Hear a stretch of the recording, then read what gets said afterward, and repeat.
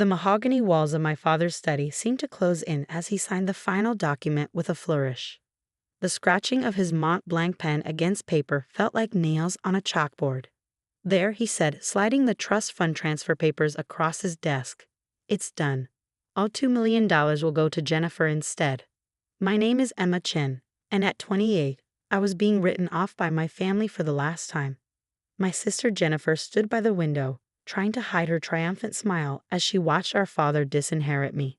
Emma, my mother sighed from her perch on the leather armchair, if you just gone to law school like your sister, if you just applied yourself. I did apply myself, I said quietly, watching my father's expression darken. Just not to what you wanted. Playing with computers in your apartment isn't applying yourself, he snapped, standing up to tower over his desk. Your sister made partner at Thompson and Mitchell at 32. Meanwhile, you're what? Coding websites for small businesses, living in that tiny apartment in the city. I could have told them then. Could have explained that what they saw as playing with computers was actually the development of an AI-driven financial technology platform that was about to revolutionize global markets. Could have mentioned the Series B funding meeting I had next week with venture capitalists who'd already valued my company at $300 million. But I didn't. I learned long ago that my family only saw what they wanted to see. You're right, I said instead, standing up. I'm clearly a disappointment. Jennifer deserves the money more than I do. Jennifer shifted uncomfortably by the window. For a moment, I caught a glimpse of the sister I used to know, the one who'd shared ice cream with me after bad days at school, who'd helped me with my math homework before our parents' expectations had driven a wedge between us. Emma, she started, but I held up a hand. It's fine, Jen, really. Congratulations on making partner. You've earned this. As I walked toward the door, my mother called after me. Will you at least join us for dinner? Your father's reserved a table at Le Bernardin to celebrate Jennifer's promotion. I turned back one last time, taking in the scene. My father's disapproving frown, my mother's practiced worry, Jennifer's mix of triumph and guilt. The study walls were lined with law degrees and bar association awards. Not a single photo of me or my accomplishments in sight. I have a meeting, I said, but enjoy dinner. The drive back to the city gave me time to think. The trust fund had never been about the money. I had more than enough of my own now. It was about what it represented. My parents had set up identical trusts for Jennifer and me when we were born, meant to be released on our 33rd birthdays. But a clause allowed them to redirect the funds if they felt one of us was failing to live up to the family standards. My phone buzzed with a text from Maya, my CTO. VCs moved the meeting up to tomorrow. You ready? I smiled, thinking about the presentation we prepared. More than ready, I typed back. Time to change the game. When I reached my apartment, the tiny space my father had sneered at, I kicked off my heels and walked straight to my home office. The wall-mounted screens displayed real-time data from our AI system's latest test run. Numbers scrolled past, each one representing another successful prediction, another validation of what we built. The playing with computers my father dismissed had led to the creation of ATGNA, Adaptive Trading Heuristics and Enhanced Neural Analytics, an AI system that could predict market movements with unprecedented accuracy, processing millions of data points to identify patterns human traders could never spot. My phone buzzed again. This time it was Jennifer. I'm sorry about Dad, her text read. You know how he gets. The trust fund doesn't matter anyway, right? You're doing fine with your computer stuff. I stared at the message, noting how even Jennifer's attempt at kindness came with a subtle dismissal of my work. Thanks, Jen, I replied. Enjoy dinner. Turning back to my screens, I pulled up the pitch deck for tomorrow's EC meeting. The numbers were staggering. Our beta testing had shown ATGNA outperforming traditional trading algorithms by 312%. Major banks were already quietly reaching out, hoping to get early access to the technology. A soft chime announced an incoming video call from Maya. Her face appeared on one of the screens, her usual energy somewhat subdued. Hey, she said, how'd it go with the family? About as well as expected, I replied, running a hand through my hair. Dad signed over my trust fund to Jennifer. They're celebrating at Le Bernardin right now. Maya shook her head. Their loss. You ready to show those VCs tomorrow what real success looks like? I pulled up another screen showing ATHENA's latest test results. Actually, I've been thinking, what if we don't take the VC money? Maya's eyes widened. What? Emma, we're talking about a $50 million investment at a $300 million valuation. That's small thinking, I interrupted. Look at these numbers, Maya. We don't need VC funding. We could go public within a year, maintain complete control, and I smiled, thinking about my father's face at the IPO ceremony. Really show them what playing with computers can accomplish. Maya was quiet for a moment, processing. Then a slow grin spread across her face. You want to build an empire. I want to build something that even my father can't dismiss, I corrected. Something that changes the way the entire financial world operates. Your father's a corporate lawyer, Maya pointed out. Wouldn't he have heard about ATHENA if it's as revolutionary as we think? I laughed. Maya, my father still uses a BlackBerry and thinks coding is something you learn at a community college. He hasn't heard about ATHENA because he's never bothered to ask what I actually do. His loss, Maya said firmly. So what's the play? Cancel the VC meeting? I shook my head, an idea forming. No, we use it. But instead of seeking investment, we pitch partnerships, get them to open doors to their network of financial institutions. We don't need their money, we need their connections. 6 months after being disinherited, I stood in our new office space in downtown Manhattan, watching our team of engineers work on ATHENA's final testing phase. The floor-to-ceiling windows offered a perfect view of the financial district, the same institutions that would soon be revolutionized by our technology. Emma, Maya called from her workstation, you need to see this. I walked over, coffee in hand, to look at her screen. The latest simulation results were beyond even our most optimistic projections. Athena wasn't just predicting market movements, it was identifying market-moving events before they happened. Is this accurate? I asked, leaning closer to study the data. Maya nodded, her eyes bright with excitement. Triple verified. The AI spotted patterns in social media, news articles, and trading behavior that predicted the Morgan Stanley merger announcement 3 days before it happened. If this had been real trading instead of a simulation, we would have made billions, I finished. Have you shown this to the compliance team? That's the best part, she said, pulling up another screen. Everything's completely legal. Athena isn't using insider information. It's just better at connecting publicly available data points than any human could ever be. My phone buzzed. A text from Jennifer. Hey sis, haven't heard from you in months. Parents are worried. Dad says your phone number at the apartment is disconnected. I smiled slightly. Of course it was disconnected. We'd moved the entire operation to a $40 million office space 6 blocks from Wall Street, but my family still thought I was playing with computers in my tiny apartment. I'm fine, I texted back. Just busy with work. Another buzz, this time from our head of legal, David. SEC meeting confirmed for next week. They're interested in the compliance protocols. That was an understatement. When word had gotten out that we were developing something revolutionary in the fintech space, the SEC had practically begged for a meeting. They wanted to understand our technology before it hit the market. Smart of them, really. Ms. Chen. Our receptionist's voice came through the intercom. There's a Mr. Thompson here to see you. He says he's from Thompson and Mitchell. My heart skipped a beat. Thompson and Mitchell, Jennifer's law firm. One of the largest corporate law firms in the city. Send him in, I said, straightening my blazer. James Thompson himself walked through the door, senior partner and my sister's boss. He looked exactly like the kind of lawyer my father admired.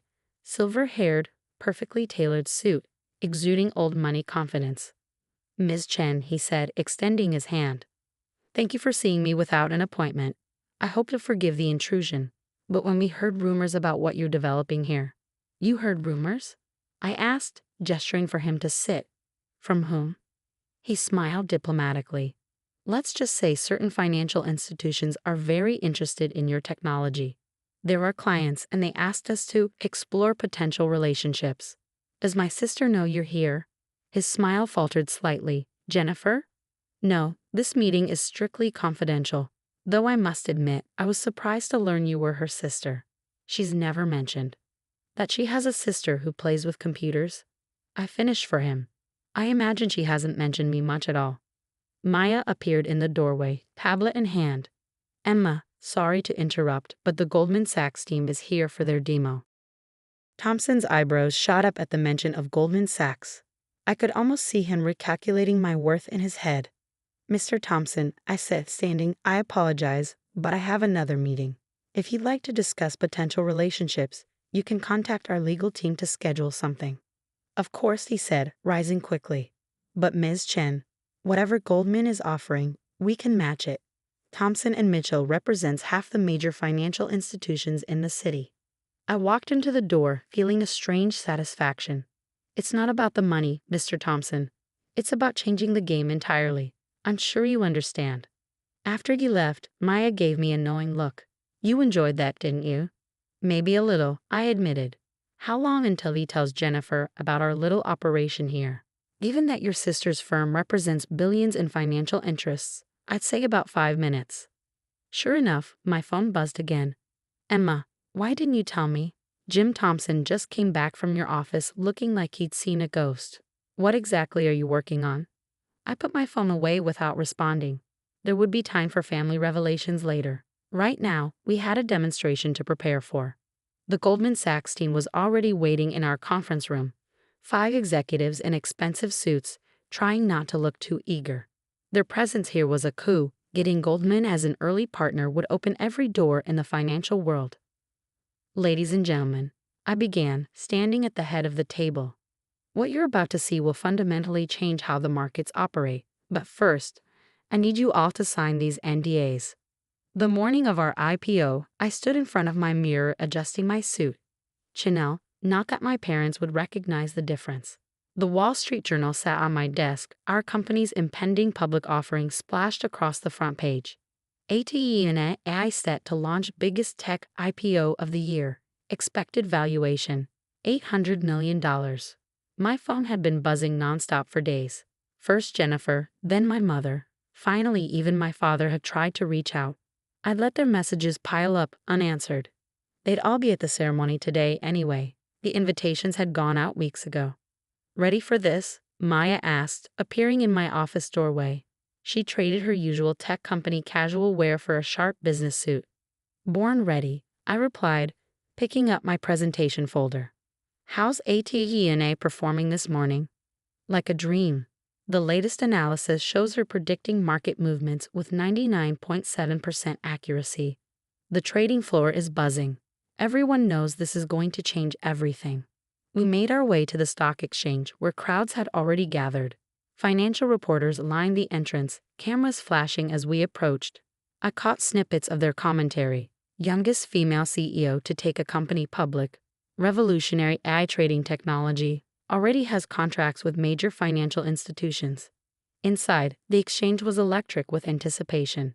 Our team had gathered near the podium, along with representatives from every major bank and financial institution in the city. And there, in the front row, sat my family.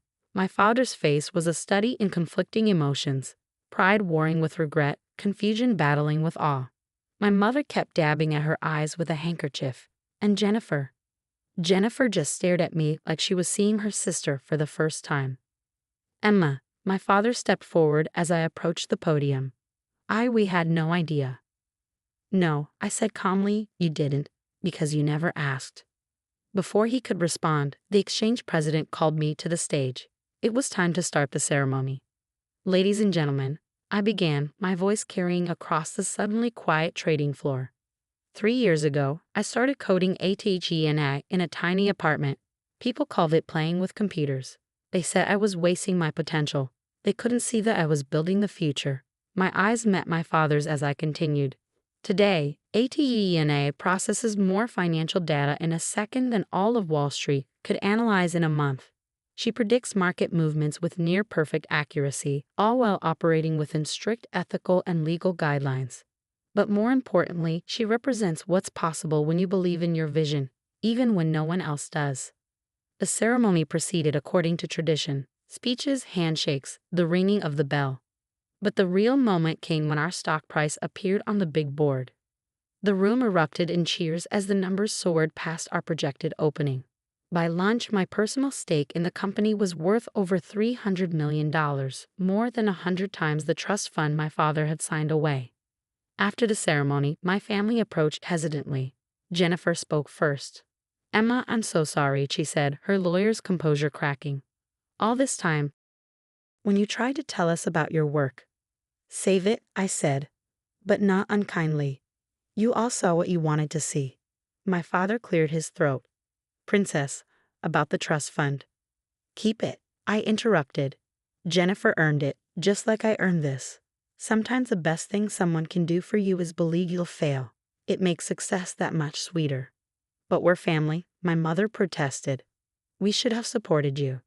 I looked around at my real family, Maya and our team, the people who believed in the vision when it was just lines of code in a tiny apartment. "You're right, we are family," I said.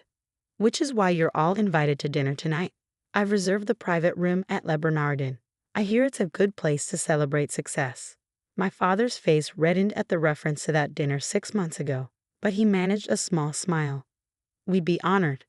Later that evening, as my family marveled at our company's technology and success over expensive wine, I thought about the long road that had led here, the nights coding while they thought I was wasting time, the meetings they dismissed as playing with computers, the victory they tried to give to someone else.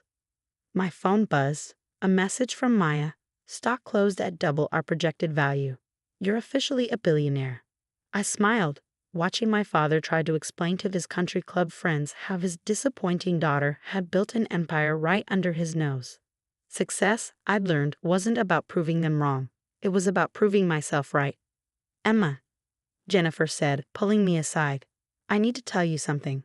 After Jim Thompson came back from your office that day, I looked up everything I could find about ATG&A. I started buying stock in every company that showed interest in your technology. I believed in you, even if I didn't show it." I raised an eyebrow. "Did you make money?" She grinned. "Enough to pay back that trust fund 10 times over." "Good," I said, "because I'm going to need a lawyer I can trust for our next expansion phase. Someone who understands both technology and family." Her eyes widened. "Are you offering me a job?" "I'm offering you a chance to be part of something bigger than both of us. What do you say, sis? Ready to play with computers?" The next morning, as I walked into our office building, now officially the ATG&A Tower, I passed a young intern working on code in the lobby during her break. She reminded me of myself, back when everyone thought I was wasting time with computers. "Keep at it," I told her. "Sometimes the biggest success stories start in the smallest apartments." She looked up, recognition dawning in her eyes. "Ms. Chen, I read about how you built ATG&A. My parents think I'm crazy for choosing programming over law school. But you have a vision," I finished for her. "Hold on to that. And remember, the people who underestimate you today will be reading about you tomorrow." As I rode the elevator to my office, I thought about legacy. Not the kind my father had tried to force on me, but the kind you build yourself, one line of code at a time. Athena wasn't just changing the financial world, she was proving that success doesn't always look like people expect it to. And sometimes, the best inheritance isn't the one you're given, it's the one you create for yourself.